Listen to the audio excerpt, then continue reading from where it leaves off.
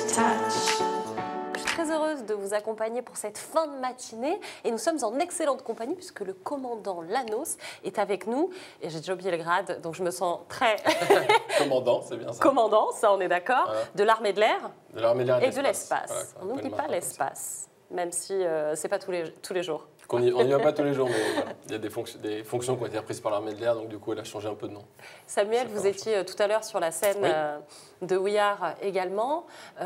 Vous êtes venu nous parler du métier de pilote, bien sûr, mais vous êtes aussi Oui. partie prenante, même un des leaders de la PAF, la Patrouille de France. Oui. C'est une institution colossale. Hein. On n'a pas beaucoup l'occasion de la voir, nous, citoyens, on la voit essentiellement le 14 juillet. En quoi ça consiste au quotidien de faire partie d'une telle famille ?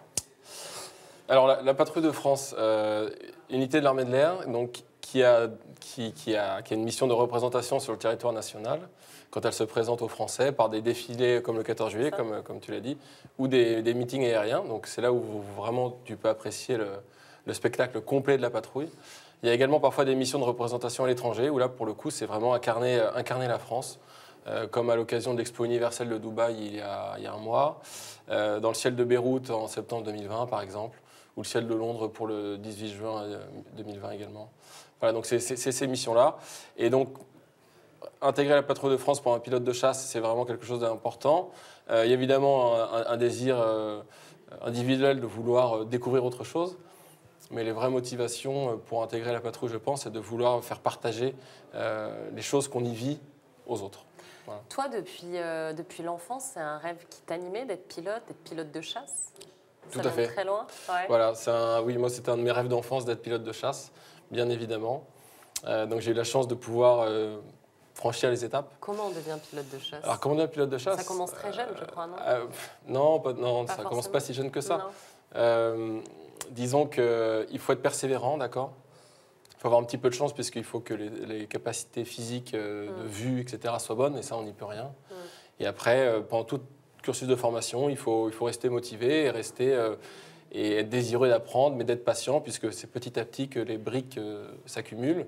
Et quelqu'un qui ne sait pas piloter un avion, 3 ans plus tard, il est capable de mettre en route un Rafale et de faire une mission en Rafale ou Mirage 2000, donc c'est assez extraordinaire. C'est quoi tes plus beaux souvenirs avec la Patrouille de France ?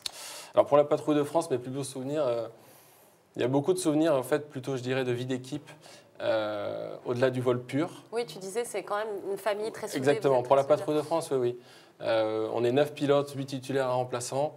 C'est rien du tout. C'est très peu, non, c'est très peu, c'est une toute petite équipe et qui fait comme des très grandes choses.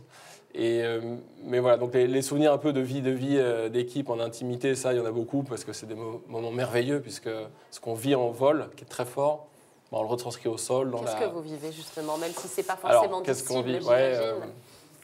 Qu'est-ce qu'on vit en vol à la patrouille ? Il y a beaucoup d'engagement, beaucoup de concentration, puisque les avions sont proches les uns des autres.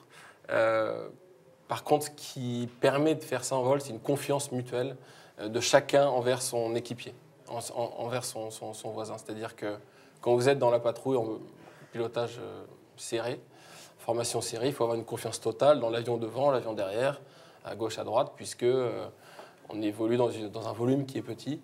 Le sentiment prépondérant, c'est quoi ? C'est la concentration ? Concentration totale et confiance dans le leader qui emmène la patrouille.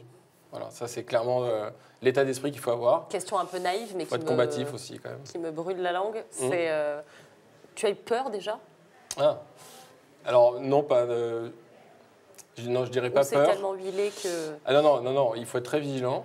En fait, faut reconnaître qu'il y a un risque, mais le risque est maîtrisé par l'entraînement qu'on a tout l'hiver avec 2 vols par jour. C'est un entraînement qui est long, mais qui permet de maîtriser ce risque. Mais il faut avoir conscience de ces enjeux pour monter dans l'avion en étant vraiment disposé à voler à accomplir, et être concentré à 100%. Ça, c'est primordial. Alors, toutes ces choses-là sublimes, spectaculaires, qu'on vous voit accomplir, ne sont possibles que parce que tu le disais, cet esprit de corps, cet esprit de groupe, et aussi, bien évidemment, ce qui en fait le socle, c'est-à-dire certaines valeurs qui sont primordiales. Tu me parlais effectivement de fraternité. Alors, il y a un esprit de fraternité, il y a surtout un esprit de... Alors, il faut donner 100% de sa personne, mais vraiment au profit du collectif. Donc, c'est la vie de groupe de tous les jours. Et en vol, c'est vraiment être capable de donner le meilleur de soi-même, mais en disant que les lauriers retomberont sur autre chose que soi-même. Il ne faut surtout pas y aller pour pour une envie de reconnaissance personnelle. Ça n'est pas du tout le... C'est toujours le groupe, c'est toujours même l'institution au-delà du groupe. Exactement. La patrouille de France représente l'armée de l'air sur le territoire national, comme je le disais, et la France à l'étranger. Donc c'est dans cette optique-là qu'il faut travailler. Ensuite, les valeurs aussi que l'on prône. Alors il faut croire on dit aux gens, croyez en vous, puisque nous étions aussi des jeunes avant qui rêvaient de faire quelque chose. Nous avons pu aboutir à notre... Vous y êtes ? Ouais, voilà, on a pu réussir notre rêve. Et donc ça, c'est vraiment le message que je portais aux jeunes qu'on rencontre tout l'été. Quel que soit ton rêve, crois en toi et essaye d'y aller, et sois patient. Petit à petit, tu y arriveras. Ensuite, je pense qu'il faut aussi savoir être généreux, puisque quand on maîtrise quelque chose d'aussi beau que la patrouille, et qui ne nous appartient pas, il faut savoir partager avec les gens qui sont en attente de pouvoir la toucher du doigt, pouvoir rêver en la regardant. Qu'est-ce qui te fait encore rêver, toi, Samuel? Je sais que tu es papa, tu es un jeune garçon, tu es marié. Ouais. Qu'est-ce qui te fait encore rêver maintenant que tu es là où tu avais envie d'être finalement? Oui, mais je dirais que maintenant que je ne suis plus à la patrouille, parce que je l'ai quitté il y a un mois, la patrouille me fait toujours rêver. Pourquoi avoir quitté la patrouille? Parce que j'ai un passage à la patrouille, c'est entre 2 et 4 ans. D'accord, et à la suite, tu retournes en escadron ou tu continues ta carrière. Voilà. Donc moi, j'ai quitté la patrouille il y a 3 semaines.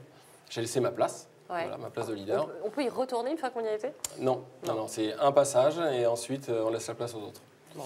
Voilà, c'est pour ça quand on rentre à la patrouille, nous sommes héritiers de quelque chose, d'un savoir-faire qui a bientôt 70 ans. Il faut le faire fructifier et surtout le transmettre de manière intacte à ses successeurs, puisque la patrouille ne nous appartient pas, elle vit. Et voilà, nous en sommes juste les incarnations pendant quelques temps. Il faut vraiment avoir cette volonté de transmettre les choses quand nous y sommes. Donc la patrouille me fait toujours rêver, ça c'est sûr, parce que je n'y suis plus, évidemment. Et après, il y a d'autres choses, bien sûr, mais même, quand on regarde un peu plus haut et qu'on voit l'espace, forcément, ça fait aussi, ça ramène aussi d'autres idées. À méditer donc, voilà. pour l'avenir.